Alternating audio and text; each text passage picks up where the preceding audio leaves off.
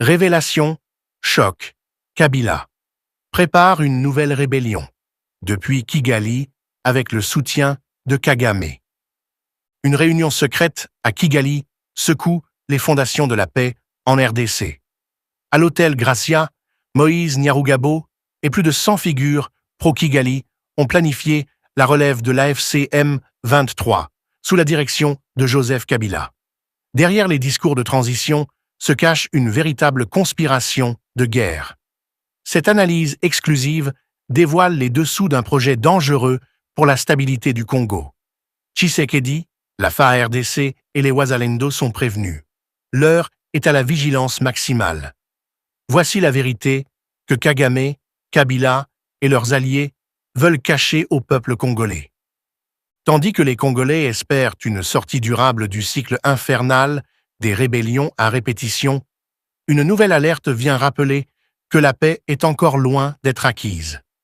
En pleine capitale rwandaise, à 2 pas du ministère de la Justice, une réunion discrète mais hautement stratégique s'est tenue au Grazia Hotel.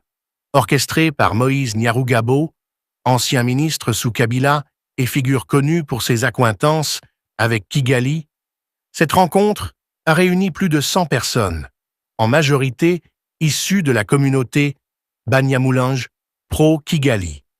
Les thèmes abordés et les profils des participants révèlent une vérité glaçante.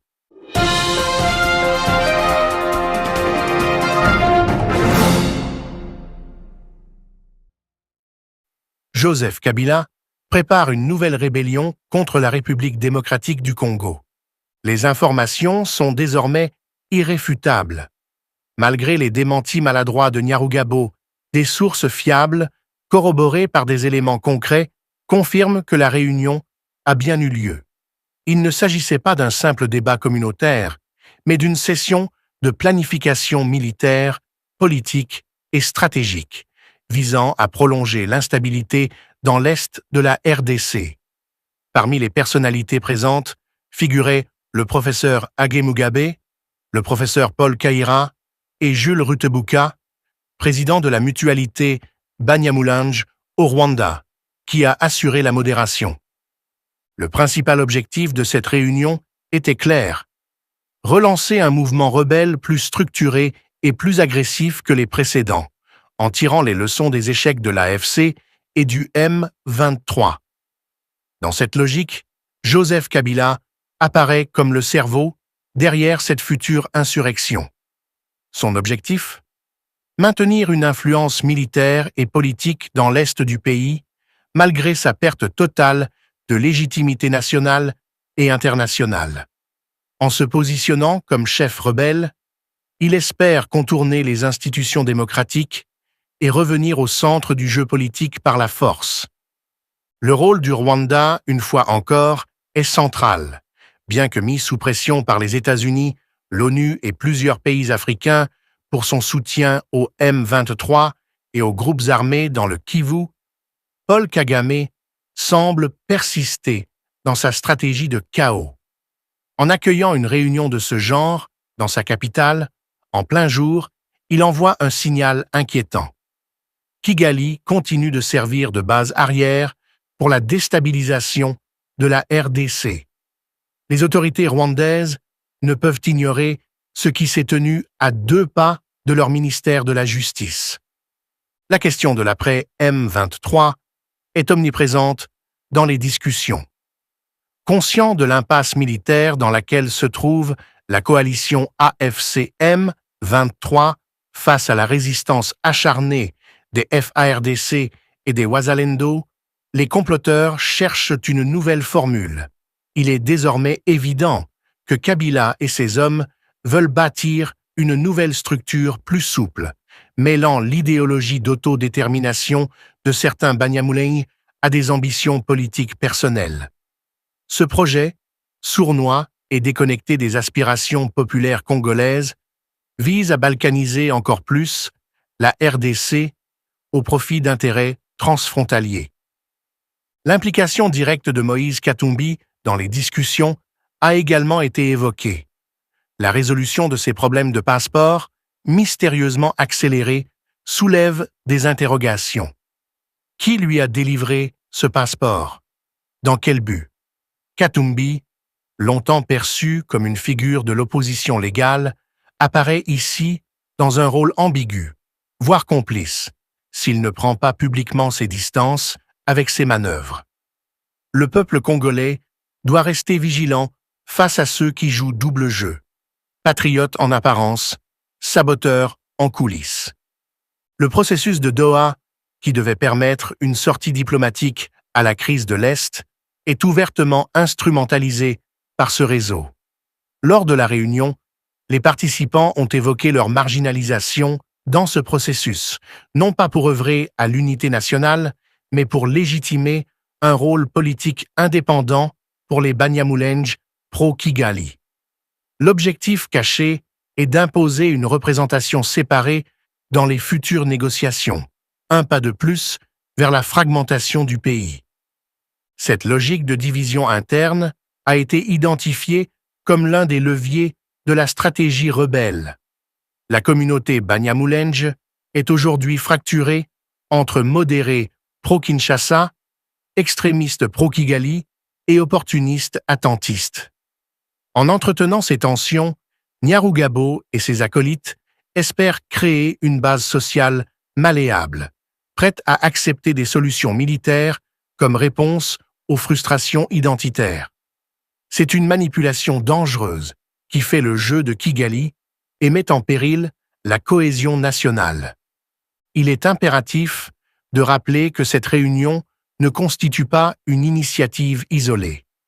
Elle s'inscrit dans une longue tradition de duplicité et de sabotage politique orchestrée depuis Kigali avec la complicité de certains Congolais corrompus ou frustrés. Kabila, qui avait déjà permis à Kagame d'occuper militairement le Congo sous couvert de coopération sécuritaire, réitère ici sa trahison. Après avoir pillé le pays pendant près de 2 décennies, il revient par la petite porte, armé d'un nouveau plan de guerre. Ce comportement récurrent s'explique par l'absence de sanctions politiques claires contre ces traîtres. Il est temps que la justice congolaise et les autorités de Kinshasa prennent des mesures exemplaires contre toute tentative de rébellion ou de collusion avec des puissances hostiles. Le président Félix Tshisekedi, conscient des enjeux, doit redoubler d'efforts pour sécuriser toutes les frontières du pays, en particulier celles avec le Rwanda et l'Ouganda. L'intensification des contrôles, le renforcement du renseignement militaire et la traque active de tous les conspirateurs sont des urgences vitales. Heureusement, la RDC peut compter sur la montée en puissance des Wazalendo, ces combattants patriotes issus du peuple qui refusent toute tutelle étrangère. Leur courage, face aux offensives répétées de la FCM 23, a démontré que la victoire est possible quand le peuple s'unit autour de sa souveraineté. Ce mouvement, en synergie avec une FARDC renouvelée et fidèle à la République, représente le vrai rempart contre les ambitions néocoloniales de Kagame et les nostalgies dictatoriales de Kabila. Il est essentiel de comprendre que la paix en RDC ne pourra se construire que sur la vérité, la justice et l'unité nationale. Toute tentative d'instaurer une rébellion ethnique, régionaliste ou téléguidée de l'extérieur est une attaque directe contre l'existence même de l'État congolais. Et ceux qui, comme Nyarugabo, Kabila ou Katumbi, croient pouvoir manipuler la situation à leur avantage personnel, doivent être exposés publiquement, poursuivis judiciairement et isolés politiquement. Le moment est venu pour Félix Tshisekedi de renforcer son autorité républicaine. Il ne s'agit plus seulement de gouverner, mais de défendre une nation en danger. Cela passe par un assainissement du corps politique, une restructuration complète des services de sécurité et une communication transparente avec le peuple. Chaque Congolais doit comprendre que la guerre actuelle n'est pas une guerre communautaire, mais une guerre pour ou contre l'indépendance du Congo. Paul Kagame, quant à lui, démontre une fois de plus qu'il n'est pas un acteur de paix. Il est le parrain d'un réseau de terreur qui infiltre, manipule et détruit tout ce qui échappe à son contrôle. Sa stratégie d'utiliser les Banyamulenge comme levier de chantage politique ou militaire n'est qu'une nouvelle version de son obsession de domination. Mais cette fois, l'échec est probable, car le monde commence à voir clair dans son jeu, et la résistance du peuple congolais est plus forte que jamais. En conclusion, la réunion du Gratia Hotel n'est pas un simple fait divers. C'est un avertissement, une alerte rouge, une tentative de résurrection de la guerre sous un autre nom, avec les mêmes acteurs, les mêmes ambitions et les mêmes méthodes. Mais le contexte a changé. Le peuple congolais est éveillé. Tshisekedi n'est pas Kabila. Et la RDC n'est plus une proie facile. L'heure est à la vigilance, à l'unité et à la défense nationale. Ceux qui rêvent encore de manipuler le Congo de l'étranger avec des réunions secrètes, des promesses creuses et des trahisons organisées doivent comprendre que leur époque est révolue. Le Congo nouveau ne se laissera plus faire. Et si Kabila ose rallumer la flamme de la guerre, il brûlera avec elle. L'arrogance avec laquelle Kabila, Nyarugabo et leurs alliés préparent leur retour par la rébellion montre à quel point ces individus sont déconnectés de la réalité congolaise actuelle. Ils continuent de croire que le peuple est naïf, que les vieilles recettes de manipulation identitaire et de trahison peuvent encore fonctionner. Mais ils se trompent lourdement. Le Congo d'aujourd'hui n'est plus celui de 2009 ni celui de 2013. Les Congolais ont désormais une conscience nationale aiguisée, renforcée par les années de lutte contre l'occupation étrangère, les pillages et la dictature rampante. La vérité, c'est que les événements de Kigali ne sont pas simplement le fruit d'un groupe de frustrés politiques. Il s'agit d'une manœuvre bien orchestrée, structurée autour d'un objectif clair: créer une nouvelle façade politico-militaire permettant de relancer le cycle de violence avec cette fois un visage plus acceptable pour la communauté internationale. En remplaçant l'étiquette M23 ou AFC par une nouvelle appellation, en y intégrant des figures Banyamulenge et en mobilisant une rhétorique identitaire, ils espèrent tromper les chancelleries occidentales. Mais les faits sont têtus. Derrière le vernis communautaire se cachent les ambitions d'un homme, Joseph Kabila, et derrière lui, les manigances de Paul Kagame. La communauté internationale, particulièrement les États-Unis, l'Union européenne et l'Union africaine, doit prendre la mesure de la gravité de cette réunion, permettre à des anciens dirigeants déchus de préparer une nouvelle guerre à partir d'un territoire étranger constitue une menace à la paix régionale. Le silence des autorités rwandaises est d'ailleurs un aveu. Si le gouvernement de Kigali n'avait rien à voir avec cette rencontre, pourquoi l'autoriser dans un hôtel situé en face de son ministère de la Justice? Pourquoi ne pas expulser les instigateurs de cette nouvelle conspiration? L'implication du Rwanda ne fait aucun doute. Mais ce silence complice, voire ce soutien logistique, confirme une chose: Kagame a désespérément besoin d'un plan B. Après l'échec militaire du M23 et les sanctions qui s'accumulent, le dictateur rwandais est acculé. Il sait que sa marge de manœuvre se réduit. Sa diplomatie est en chute libre, son armée est décriée et son image d'homme de stabilité s'est effondrée. Dans ce contexte, soutenir une nouvelle rébellion en RDC devient pour lui une stratégie de diversion. Il espère ainsi forcer la main de Kinshasa, gagner du temps, ou encore négocier en position de force. Mais il oublie que cette fois-ci, en face, il y a un président résolu à défendre l'intégrité nationale. Félix Tshisekedi n'est pas Kabila. Il ne pactise pas avec les ennemis du pays. Il ne vend pas la souveraineté pour des intérêts personnels. Il ne trahit pas les siens pour rester au pouvoir. Depuis son arrivée à la tête du pays, il a entrepris un travail titanesque pour reconstruire l'État, redynamiser l'armée, restaurer la diplomatie et redonner confiance au peuple congolais. Face à l'agression rwandaise, il a su mobiliser les institutions, les alliés internationaux et surtout, il a fait confiance au peuple à travers les Wazalendo. Cette force populaire, soutenue par la FARDC, incarne la nouvelle résistance congolaise. Elle est la preuve vivante que le peuple ne veut plus subir, mais agir. Le piège de Kigali, cette fois, ne prendra pas.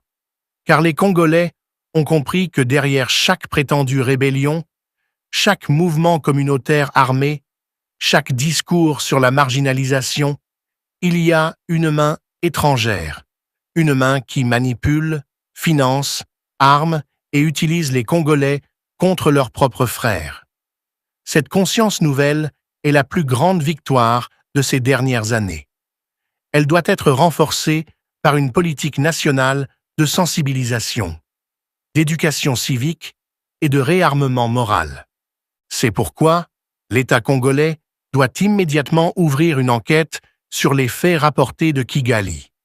Tous les participants congolais à cette réunion doivent être identifiés, interrogés et, s'il y a lieu, poursuivis. Moïse Nyarugabo, s'il continue de nier, devra répondre devant la justice. Les connexions entre cette réunion et les réseaux de Kabila doivent être mises à nu. Quant à Katumbi, il est de son devoir de clarifier publiquement sa position. Le peuple a droit à la vérité, et toute ambiguïté sur la loyauté envers la République est inacceptable dans ce contexte de guerre hybride. La sécurité nationale doit également être repensée.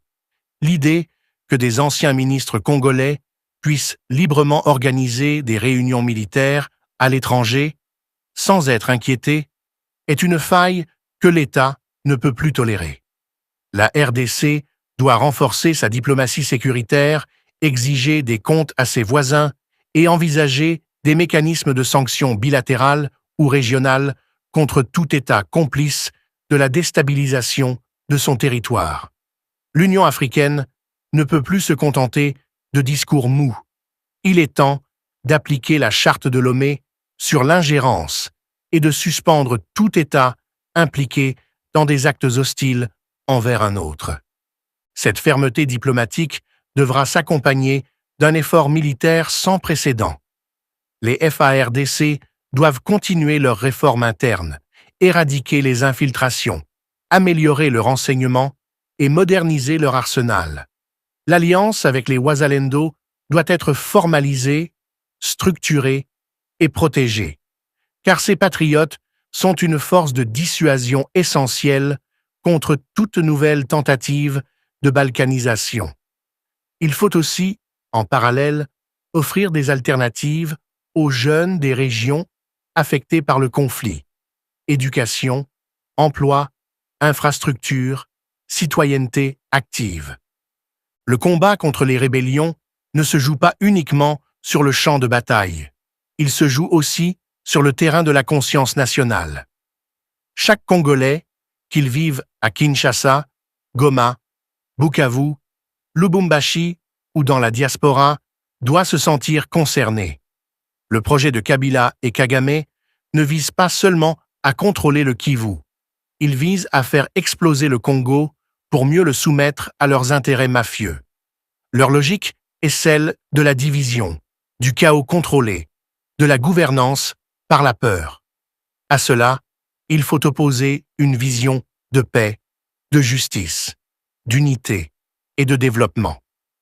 Car oui, il est possible de bâtir un Congo fort, un Congo souverain, respecté et prospère.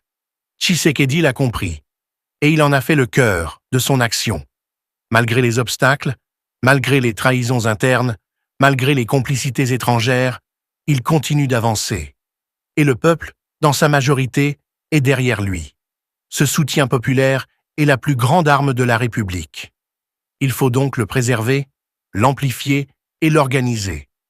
car c'est grâce à cette force collective que nous pourrons définitivement enterrer les projets machiavéliques de Kabila et de ses complices.